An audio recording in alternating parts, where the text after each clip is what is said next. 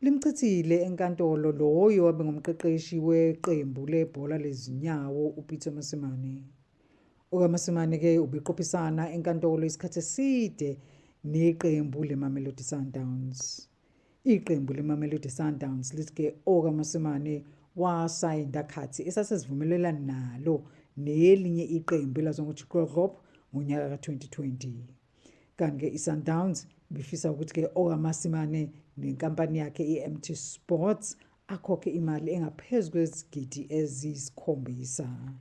Kanti-ke lo saziwayo kanjalo owaziwa kakhulu ebholeni nokuqeqesha ezinye inhlaka zalo ibhola nobese-ke echithe isikhathi esingaphezu kweminyaka 8 ewina indondo kulona leli qembu leGloogop, kanjalo nowaziwa kakhulu ngokuthi wazalelwa eKagiso.